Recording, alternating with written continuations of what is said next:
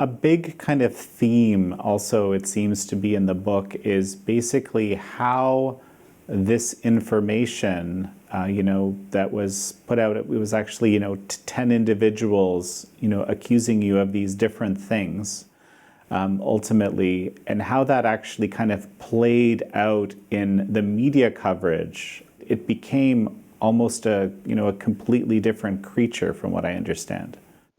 It was, it's one of those things where it's hard to fathom that these things happen, but one of these most outrageous elements about the sort of the misinformation that was put out there is that there had been essentially a secretary years ago in 2015 who had filed a claim of harassment against me when she was in jeopardy of losing her job.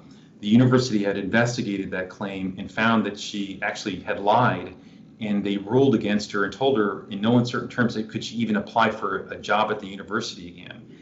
And they reached some sort of agreement with her whereby she acknowledged that I had done nothing wrong, and she was signed this thing saying that she would never talk about it again. Well, she was one of the main attackers years later that when it went out in the media.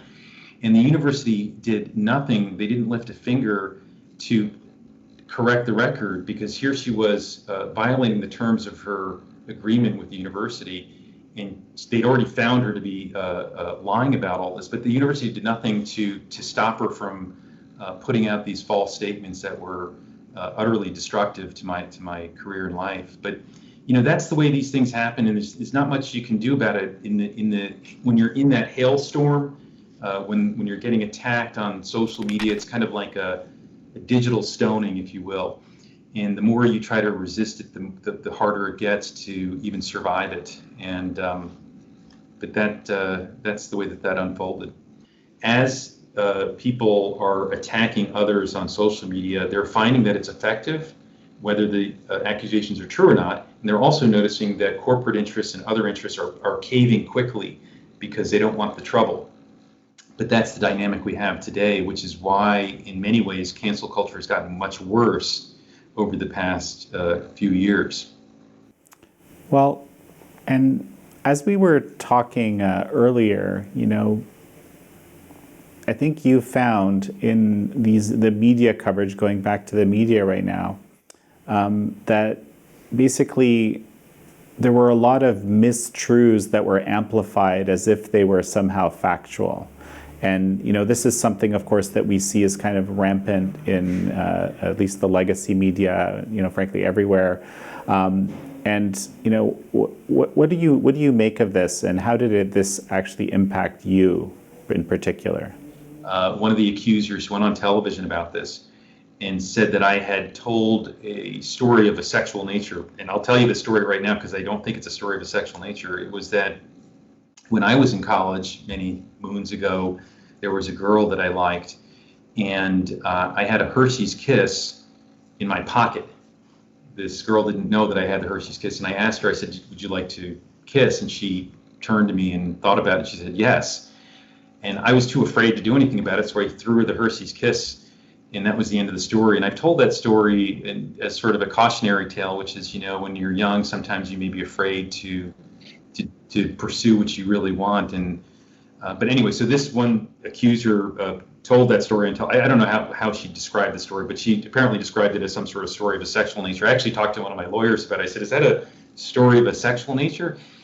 But these things, they have a momentum of their own. So when the attacks start, there's almost like this pile-on effect, and that happened in my case. So there were students whom I had never taught, I didn't know, who put a template on Facebook, I think it was Facebook, in which they said, "Here's how you can complain about this guy, just fill in the blanks." So that encouraged people to put out those complaints. There were other students, again, who I didn't know, had never taught, who put out a petition, an online petition to have me ousted. And it was actually my then wife who was sort of like flabbergasted by this. She said, who in their right mind would survive basically having the proverbial, billboard on the highway saying, "Here's how you can attack and take this person down. Go at it." But that's exactly what happened. And, it had a life of its own. And, I remember sort of being utterly shocked that this was happening. I can tell you, by the way, Jan, that as a professor at this university for about a decade, you probably know this, and many of your viewers and listeners will know this, is that students do anonymous evaluations. They say whatever they want about the professors, and so it's a kind of a free-for-all. They'll talk about, oh, he's a bad dresser, he's obnoxious, or whatever. I had 10 years of anonymous evaluations. Never, not once, was I ever accused of any kind of mistreatment of my students. And trust me, if you did something to mistreat them, it would be known, it would have been said. I mean, that's leaving aside the fact that, they could walk into any office and complain about you as well. But none of that had ever happened. And I can tell you that is impossible if you have some sort of, track record of mistreating students. It just isn't possible. So, but it didn't matter. This is the world we live in today, where cancel culture is based on the accusation itself. It's guilt by accusation, which is a term others have used. It's kind of like the Salem witch trials and McCarthyism, in my opinion, maybe worse. But the idea is that, during McCarthyism, it was, you're a communist, we have no proof of it, and that was the end of it, and your life was destroyed, and people would just walk out of their lives, and that was the end of it. But we're sort of going through that all over again, because it's about the accusation, and then it's the more that they can get others to pile on and add to those accusations, the more effective it is. So you've just watched a clip from an American thought leader's interview, and as you probably know, I pour my heart and soul into these. YouTube has been censoring some entirely mainstream videos lately, including things like Florida Governor DeSantis's coronavirus roundtable. We've even had some of our own videos removed from YouTube for no clear reason whatsoever. And frankly, I don't find this to be appropriate. I don't find this to be acceptable. I don't want to be sitting around thinking what YouTube may or may not feel like they want to censor. And beyond that even, YouTube has demonetized us for the past 2 months. Ostensibly, we're working to resolve the issue, but our hopes are kind of fading when it comes to this. So what is our response to this? Well, we've started our own platform, Epoch TV. Now, Epoch TV is the premium Epoch Times video platform.